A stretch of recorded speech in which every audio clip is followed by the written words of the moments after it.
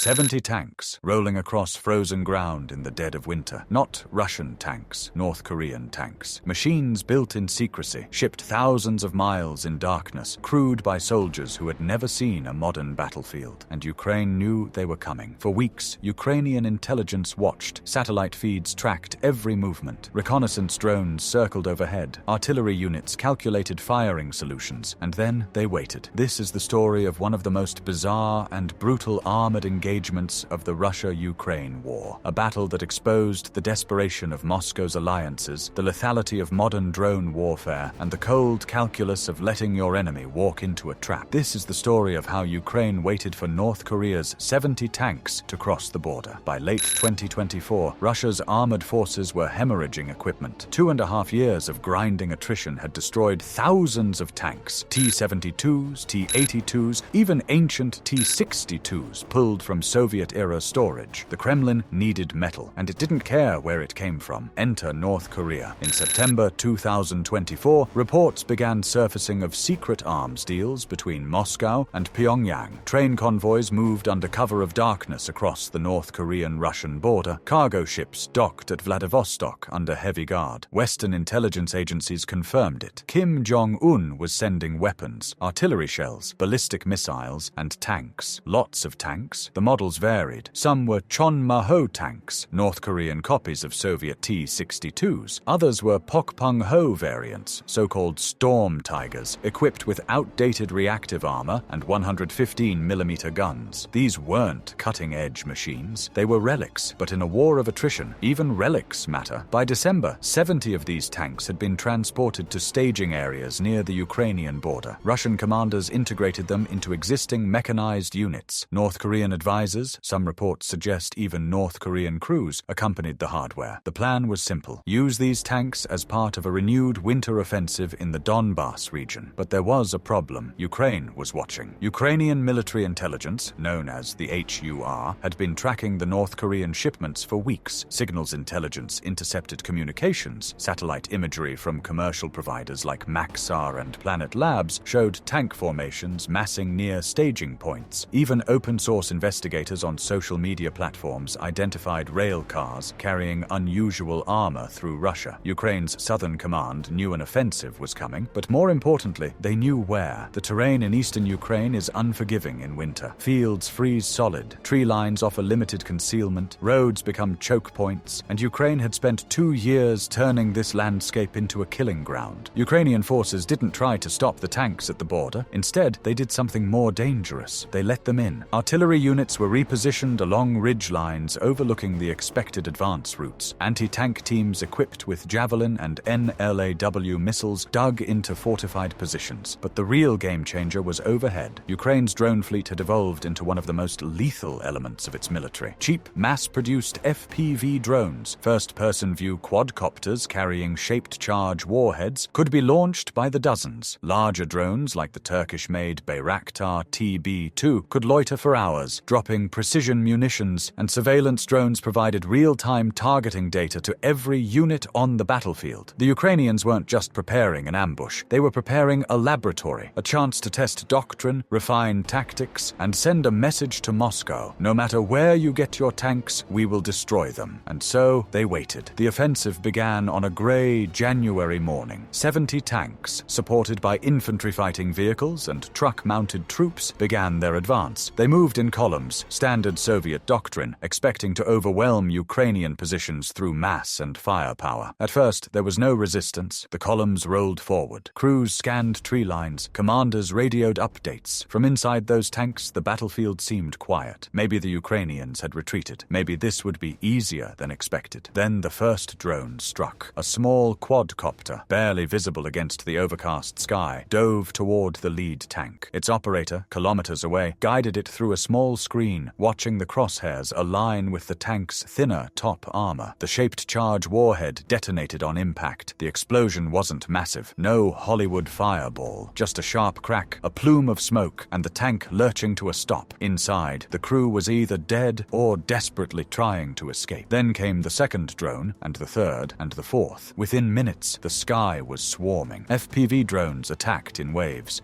Some targeted tanks. Others went after infantry vehicles. A few even struck individual soldiers caught in the open.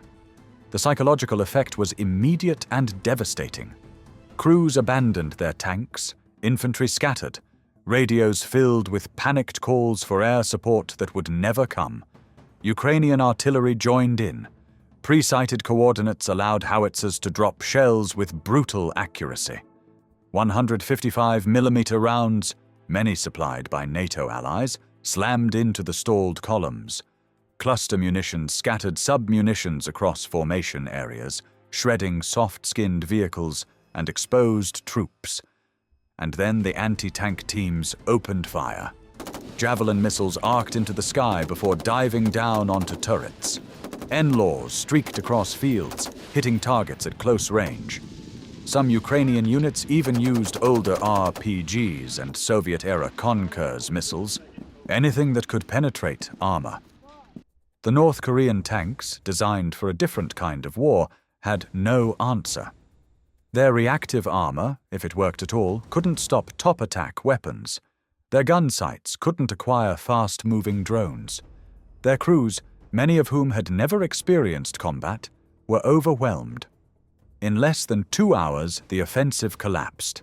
When the smoke cleared, the battlefield was a graveyard of steel. Ukrainian forces reported the destruction or capture of at least 47 tanks, over 2/3 of the North Korean force. Dozens of other vehicles were knocked out. Casualty figures remain classified, but estimates suggest hundreds of Russian and possibly North Korean personnel were killed or wounded. The images that emerged were striking. Drone footage showed burning wrecks scattered across snow-covered fields. Ground photos revealed tanks with their turrets blown off, the classic sign of catastrophic ammunition detonation. Some vehicles had been abandoned intact, their crews fleeing on foot. Ukrainian engineers examined the captured tanks with interest. What they found was revealing. The North Korean armor was crude by modern standards. Armor plating was uneven. Welding quality was poor. Fire control systems were decades out of date. Some tanks lacked even basic upgrades like thermal sights or digital communications. One Ukrainian officer described them as mobile coffins. But the real lesson wasn't about the tanks themselves. It was about the nature of modern warfare. In 2025, armor without air superiority, without electronic warfare support, without integrated drone defenses is a death trap. The North Korean tanks weren't defeated by superior tanks or even by better trained crews. They were defeated by a networked system, a web of sensors, drones, artillery, and anti-tank weapons all working in concert. This is the warfare of the future, and Ukraine has become its proving ground. The destruction of North Korea's tank battalion sent shockwaves far beyond the battlefield. For Russia,